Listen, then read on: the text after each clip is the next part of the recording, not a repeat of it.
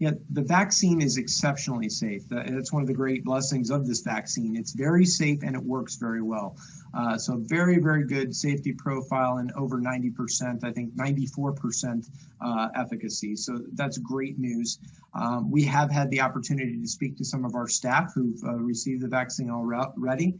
Some of them have had some tenderness at the site of the injection. A few have had low-grade fevers and maybe some body aches. Most have had minimal to no symptoms. Those symptoms, those are side effects. That's not an adverse reaction to the vaccine. That shows that the vaccine is working. It's showing that your body is mounting an immune response. And that is a normal, those are normal symptoms when your body's immune system revs up. So that does show that the vaccine is working. We've had no serious outcomes in the hundreds of associates that we vaccinated thus far. I think that's important to keep stating to the public when they hear about those. They think that that's a side effect, but some of those symptoms after you receive a vaccine are actually very good news. It's a sign that the vaccine is working. Your body is mounting a response, and if you get exposed to the coronavirus, you'll be ready to fight it because you've built up what you need to fight it, the antibodies, right? And so, most of those things that we have associated with the vaccines that you might feel afterwards are actually good news. That means it's working for you. And it's likely to provide some protection, which is great.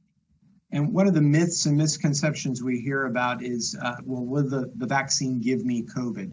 This is not a weakened virus. It's not that type of vaccine. This is a vaccine that is based upon one of the spike proteins, and we've all seen that picture of COVID, but it's based upon one of those spike proteins that allows your body to develop antibodies towards COVID. So it's not a virus. It cannot give you COVID.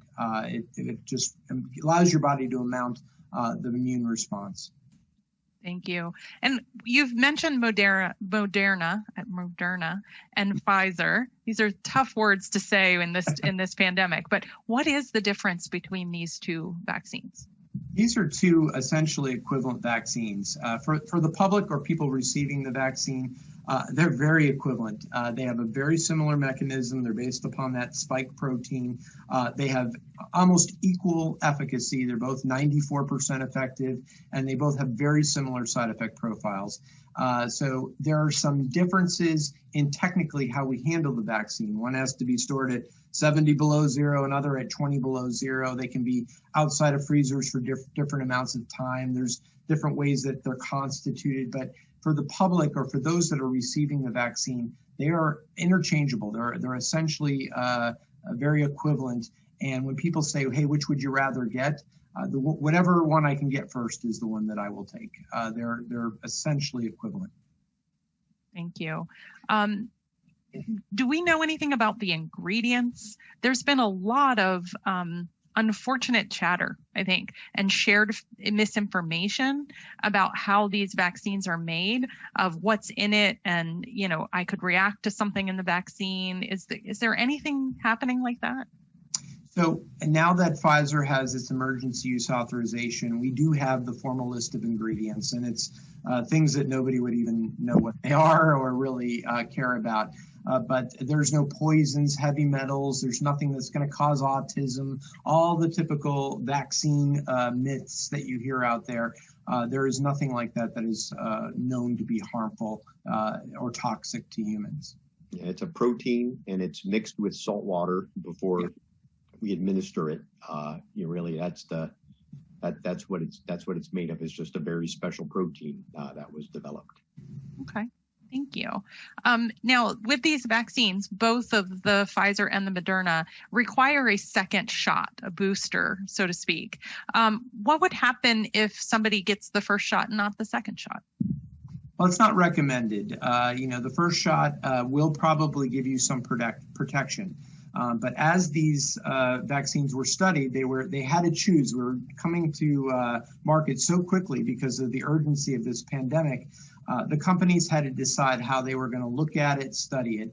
And so each vaccine has been studied in a certain way. So we know it works best when it's in that way.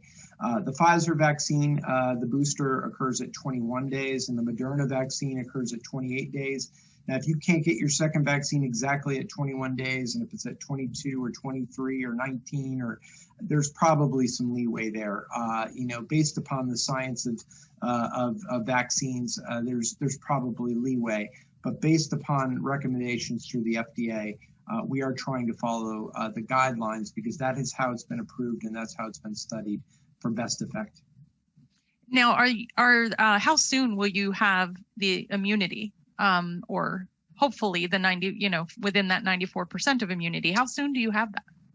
Yeah, so we know with Pfizer that the immunity occurs 7 days after the second vaccine, or 28 days after your first dose. So within a month of receiving your first dose, you've received full immunity for the vaccine.